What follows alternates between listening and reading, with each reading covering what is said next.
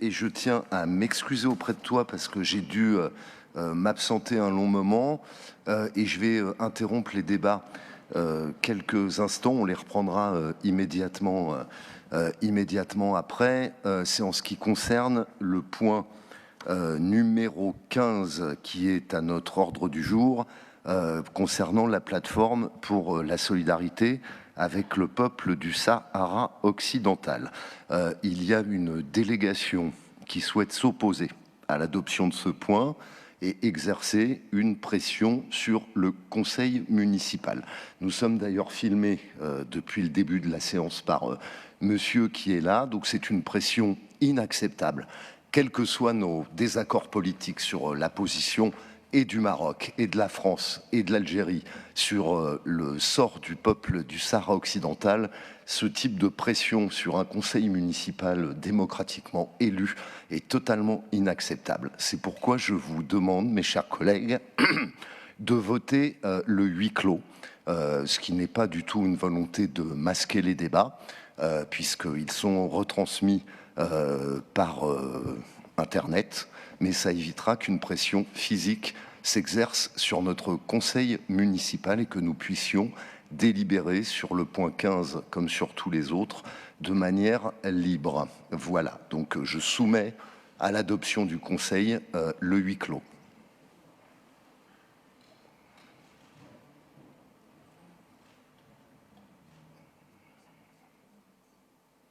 Merci. Donc c'est une adoption à l'unanimité et je demande à toutes les personnes n'étant pas de l'administration communale ou n'étant pas élues de sortir de cette salle.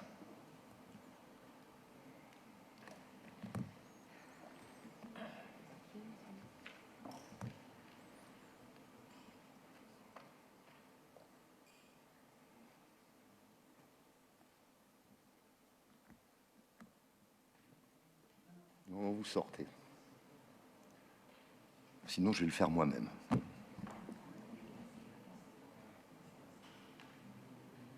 Je signale qu'il y a quand même un cordon de police autour de cette assemblée. Je ne suis pas maire depuis très longtemps, mais je n'ai jamais vécu une chose pareille. Et je tiens à dire que je suis particulièrement scandalisé. J'en ai vu beaucoup, beaucoup trop même depuis que je suis maire, mais là, ça atteint absolument tous les sommets. Merci, monsieur le maire. Le point suivant concerne la coopération internationale au sujet d'une plateforme pour la solidarité avec le peuple du Sahara occidental, intitulée « Projet Vacances pour la paix ». L'engagement de la ville d'Ivry-sur-Seine auprès du peuple sahraoui est à la fois politique et humanitaire. De nombreuses actions de coopération ont témoigné de ces engagements par le passé. Depuis 2008, en effet, la ville accueille durant le mois de juillet 6 enfants sahraouis de 6 à 10 ans en provenance de camps de réfugiés de la région de Tindouf, au sud-ouest de l'Algérie. Cette initiative est portée par la plateforme nationale de solidarité avec le peuple sahraoui et vise à offrir à ces enfants des vacances loin de leurs difficiles conditions de vie et permet également de sensibiliser les Ivriens à la situation au Sahara occidental. Les enfants bénéficient durant ces séjours d'une visite chez le dentiste, l'ophtalmologue et le médecin généraliste du centre municipal de santé. Ils reçoivent également un trousseau de vêtements et participent à des activités culturelles et sportives dans les centres de loisirs d'Ivry et les centres de vacances des Mattes et des Riches-sur-Ugine.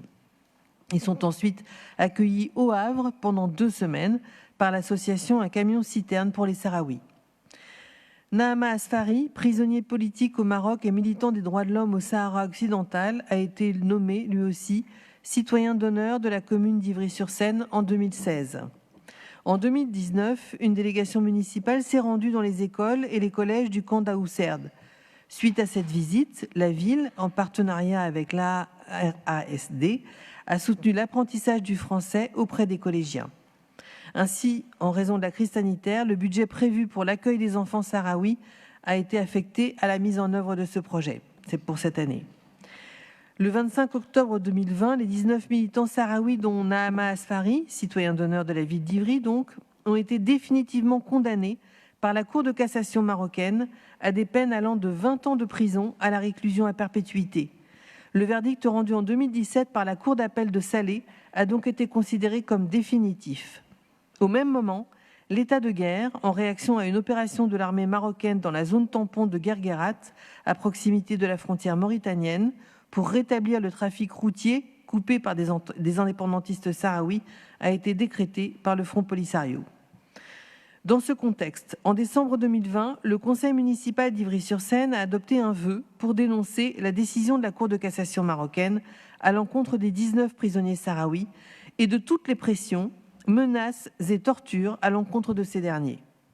Le conseil municipal a aussi proclamé la mise en place immédiate d'un plan de règlement des Nations Unies concernant le référendum au Sahara occidental suite à la déclaration de guerre entre le Maroc et le Front Polisario. En 2021, la ville d'Ivry-sur-Seine devait accueillir cet été 6 enfants réfugiés sahraouis, comme chaque été, âgés d'une dizaine d'années, du camp d'Aousserd. Évidemment, la situation sanitaire et politique au Sahara occidental n'est pas favorable aujourd'hui au déplacement de ces enfants à l'étranger. En conséquence, les autorités sahraouies ont lancé pour l'année 2021 un programme de vacances pour la paix au sein même des campements, pour essayer d'améliorer un peu le quotidien de ces enfants pendant les vacances. La ville a été ainsi sollicitée par la plateforme pour la solidarité avec le peuple du Sahara occidental pour participer financièrement à ce projet, dont l'objectif est de créer des espaces de jeu et d'apprentissage, loin de la lutte armée et de la violence. J'ai toujours d'essayer d'éloigner le temps qu'on peut les enfants de la violence de la guerre. Promouvoir le dialogue et la participation des enfants et des adolescents sahraouis à travers des activités artistiques, musicales et théâtrales, dont on sait à quel point elles sont importantes, nous ici à Ivry-sur-Seine. De promouvoir la connaissance du patrimoine culturel et historique du peuple sahraoui, de sensibiliser également à l'importance d'acquérir des habitudes saines et de l'hygiène au quotidien. Les bénéficiaires directs de ce projet sont des enfants de 8 à 12 ans ainsi que des jeunes de 13 à 17 ans sur la base d'une parité filles-garçons. Au vu de ces éléments, je vous propose donc d'approuver le versement de cette subvention exceptionnelle d'un montant de 6 000 €, budget prévisionnel du secteur des relations internationales, pour l'accueil des enfants sahraouis en juillet 2021 et de verser ce budget à la plateforme pour participer à ce projet Vacances de la paix au Sahara occidental. Les dépenses en résultant seront imputées au budget communal. Merci Nathalie. Qui souhaite intervenir sur ce point? Je vous en prie, Madame Kaout. Monsieur le maire, mes chers collègues, chers membres de l'Assemblée, donc je souhaite faire une intervention, vous l'avez compris, sur l'engagement de la ville d'Ivry-sur-Seine auprès du peuple sahraoui et sur le projet pour lequel vous demandez le soutien du conseil municipal. Je vous avoue que je suis interloquée par le soutien que vous affichez à cette occasion à monsieur Naama Asfari. Il me semble tout d'abord que dans cette période de sortie, provisoire peut-être, du Covid, tous nos efforts, toute notre attention doit être portée vers les problèmes concrets des habitants d'Ivry et vers ceux qui sont les plus touchés par cette crise. La première réalité quotidienne des Ivriennes et des Ivriens, monsieur le maire, c'est bien l'après-Covid.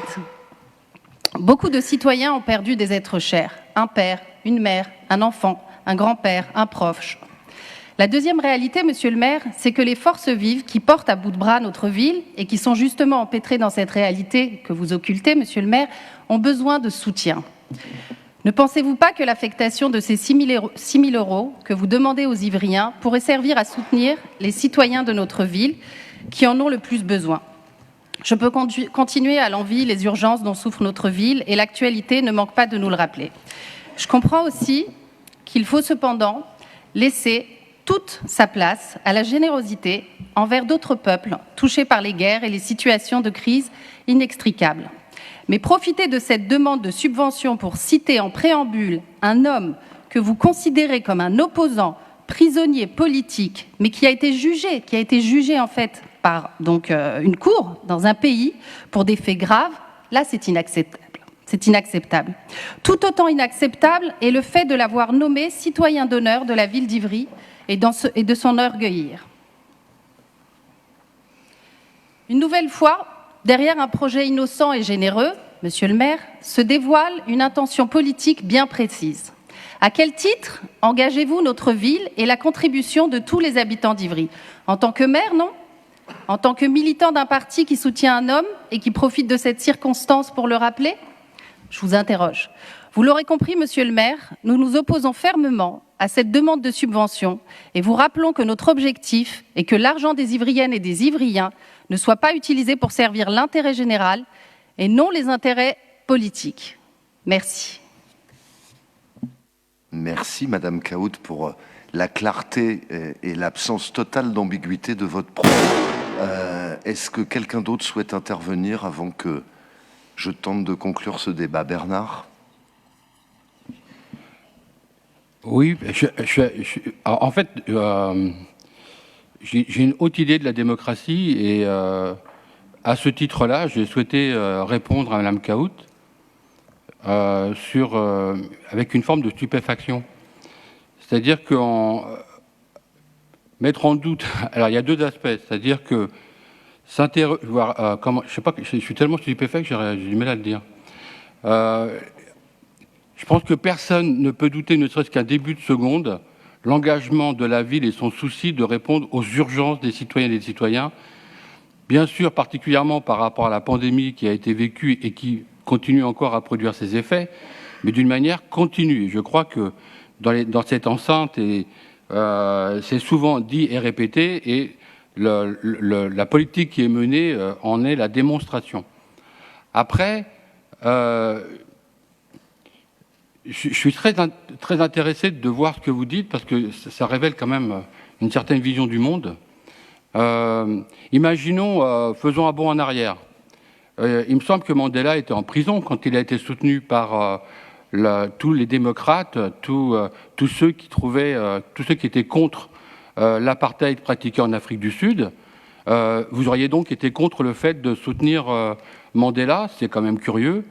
Enfin, ça m'interroge quand même, parce que tous ici sommes représentants d'une certaine idée de la démocratie, et je suis sûr que vous en faites partie, il n'y a aucun souci là-dessus, donc je le dis avec beaucoup de respect pour votre personne et vos engagements, mais quand même, le fait de mettre en avant un soutien, de conditionner un soutien à une personne, à un homme ou à une femme, au regard du combat qu'il est mené, simplement parce que le fait qu'il est en prison, au regard du combat qu'il mène, je trouve ça... je vous invite à y réfléchir, ne serait-ce que par rapport à ce que vous représentez en termes d'incarnation démocratique dans un pays qui se veut justement démocratique et donnant la possibilité à chacun de s'exprimer. Mais je suis stupéfait de ce propos.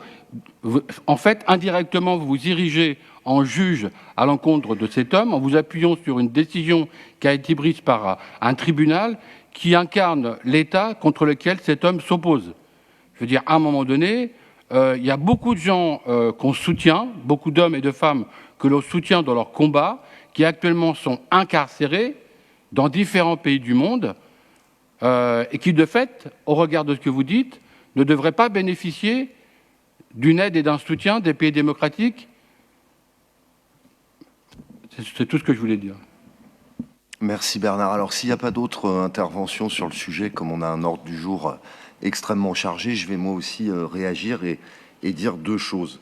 La première chose, c'est que je vous remercie, mes chers collègues, d'avoir, il y a une heure environ, accepté de voter le huis clos pour garantir la sérénité des débats. C'est la première fois depuis que je suis maire, et même j'ai été premier adjoint de Pierre Gosselin pendant 14 ans, nous n'avons jamais été amenés à faire voter en cours de séance une telle mesure au conseil municipal.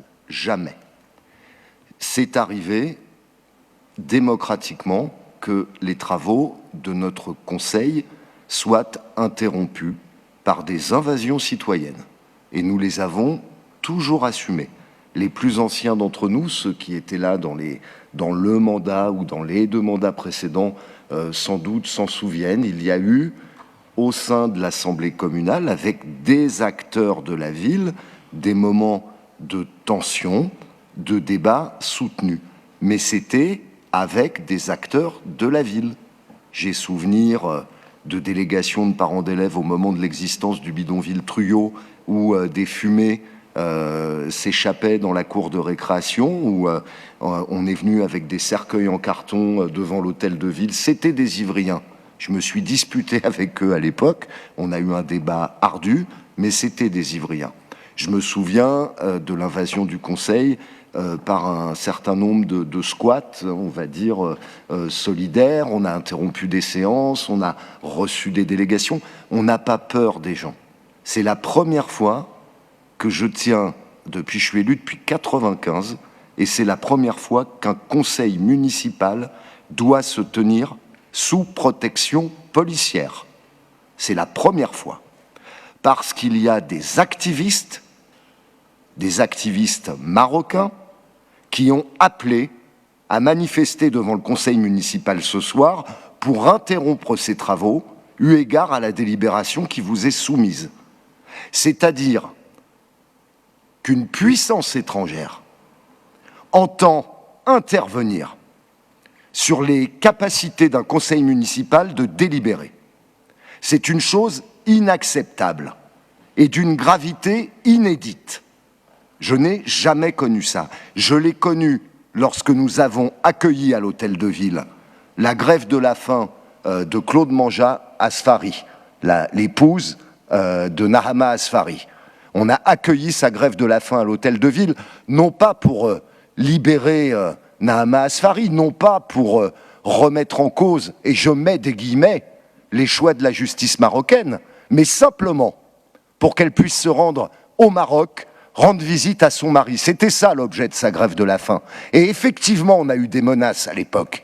Et effectivement, on a eu des nervis qui ont tourné autour de l'Hôtel de Ville pendant ces sorties quotidiennes. Ces pressions, en démocratie, sont inacceptables. Inacceptables. Et je note, Madame Kaout, d'abord, je voudrais affirmer une chose. Profitez qu'on est sur Internet et qu'on nous voit. Je voudrais assurer de ma solidarité et de ma totale prise en considération de tous les ressortissants marocains résidant sur le territoire d'Ivry. Je leur affirme ma solidarité et je les définis comme des Ivriens à part entière, qu'ils soient doubles nationaux ou qu'ils soient uniquement de nationalité marocaine. Ce sont des Ivriens pour qui j'ai le plus grand respect. Et comme nous venons d'en débattre concernant le peuple palestinien et notre solidarité, je n'ai jamais confondu le peuple israélien avec la politique de son gouvernement, et je ne confondrai jamais le peuple marocain avec la politique de son gouvernement et les exactions qui sont pratiquées et les dénis de justice qui sont pratiqués dans ce pays par une monarchie archaïque. Je le dis ici, et je ne revendiquerai jamais un passeport pour pouvoir rentrer au Maroc. Je me prive en disant cela, et depuis bien des années, de toute possibilité de soirée riante dans un riad à Marrakech. Et je l'assume pleinement, et cela ne me manque pas du tout. Je tiens à le dire ici. Mais ce qui m'étonne, Mme Kaout, pour en revenir à vos propos, c'est que vous osez opposer un acte de solidarité internationale en direction d'un peuple occupé. Je rappelle que ce n'est pas que le conseil municipal d'Ivry qui dit cela, c'est aussi les résolutions de l'ONU. Le Sahara occidental est un État reconnu par l'ONU qui devrait avoir son indépendance, comme le Tibet ou comme la Palestine occupée aujourd'hui. Ce sont des peuples qui sont opprimés et occupés. C'est la réalité. Le Sahara occidental, comme on l'appelle, est occupé par le Maroc depuis la fin de la colonisation, depuis etc. etc. Je ne vais pas refaire l'histoire ici. C'est un territoire occupé par une puissance étrangère. Et ça, c'est l'ONU qui le dit, c'est pas seulement le conseil municipal d'Ivry. Et vous intervenez, vous osez opposer la solidarité avec les Ivriens avec la solidarité avec les enfants sahraouis. Vous savez combien la ville d'Ivry, elle a renoncé en termes de recettes ou qu'elle a donné pour faire face à la crise du Covid? 2,4 millions. C'est sans doute insuffisant. Et ça n'a certainement pas couvert tous les besoins de la population ivrienne dans cette période. Et je ne vous offenserai pas en énumérant ici tout ce que recouvre ces 2,4 millions du budget communal qui ont abondé la période de crise par rapport à la crise sanitaire et au Covid. Et vous osez opposer à cela les 5 000 pauvres euros que nous proposons d'attribuer ce soir pour un lieu de vacances avec une égalité filles-garçons, avec ce qu'a expliqué tout à l'heure Nathalie Leruche. Je trouve ça, Bernard avait les mots qui lui échappaient, moi je trouve ça surnaturel et absolument incroyable. Ce d'autant que l'argument que vous avez judicieusement développé sur Nahama Asfari et sur le Sahara occidental, vous auriez tout à fait pu le développer quand juste avant, nous avons passé une délibération qui va coûter au conseil municipal plus de 10 000 € pour envoyer une délégation en Palestine. L'argument que vous avez porté sur ces 5 000 € aurait pu être le même, mais vous avez fait le choix, et c'est un choix respectable, et que je respecte totalement, de dégainer cet argument sur le Sahara occidental particulièrement, et pas sur la Palestine. C'est un choix politique que vous faites, qui est, comme je l'ai dit, d'une clarté absolue, totalement révélatrice, et votre prise de position est totalement légitime, mais totalement éclairante. Mais en tout cas, je réaffirme ici ma fierté que Nahama Asfari, comme Marwan Barghouti, et comme en son temps Nelson Mandela, ait été citoyen d'honneur de la ville d'Ivry, et ce n'est pas au service d'une organisation politique, puisque ces prises de position dépassent très très largement le cadre, et j'espère que le vote qui va suivre va en témoigner, des clivages partisans pouvant éventuellement exister au sein de notre conseil municipal. Voilà, donc je vous propose d'adopter cette délibération. Qui est pour? Je vous rendrai la parole après. Qui est pour?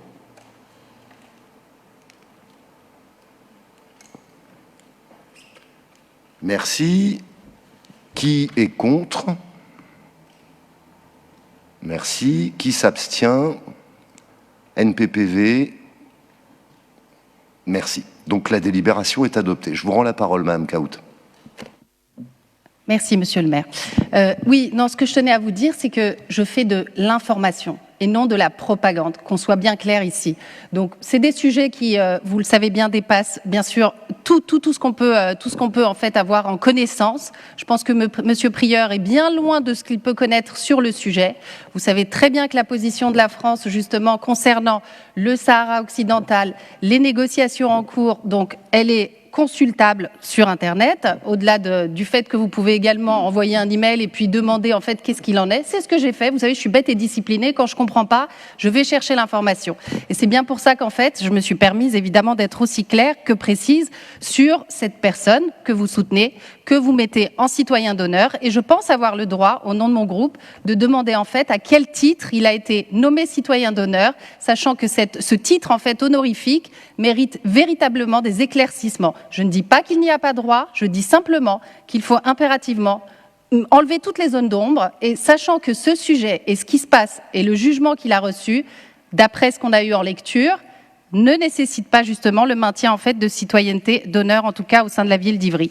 Pour autant, il faut savoir également qu'aujourd'hui, ici, vous représentez donc des Ivriens. Nous sommes un peu plus de 62 000 habitants à Ivry-sur-Seine. Si je me permets encore une fois de réagir ce soir sur ce sujet, c'est que j'ai été contactée, sollicitée par des Marocains habitant à Ivry-sur-Seine qui ne comprennent pas, qui n'ont jamais eu en fait la porte ouverte pour pouvoir justement avoir le droit de s'exprimer sur ce sujet, parce que c'est des sujets délicats, que ce soit la Palestine ou encore le Sahara occidental ou d'autres parties du monde. Bien sûr, nous défendrons toujours les peuples opprimés. Bien sûr, nous irons toujours en faveur justement de l'éducation, de l'entraide, évidemment, de tous les droits qui sont bafoués dans le monde entier. J'estime que le Maroc est un pays qui est justement un pays libre et qui a sa propre, on va dire, qui dicte ses propres règles, ses propres lois, comme la France. Et puis, c'est une ingérence que de rentrer en fait dans les affaires d'autres pays, sachant qu'il y a eu des acteurs internationaux qui étaient présents en fait lors de ce fameux tribunal, de cette fameuse cour d'appel. Vous avez tout l'historique encore, je vous invite à aller le consulter. Encore une fois, je suis bête et disciplinée. Tout ce que je sais, c'est à mon ignorance que je le dois. Et je vous invite à faire de même, Monsieur Prieur. Merci, Monsieur le maire. Je crois qu'on va s'en tenir là pour ce soir et qu'on va passer à la suite.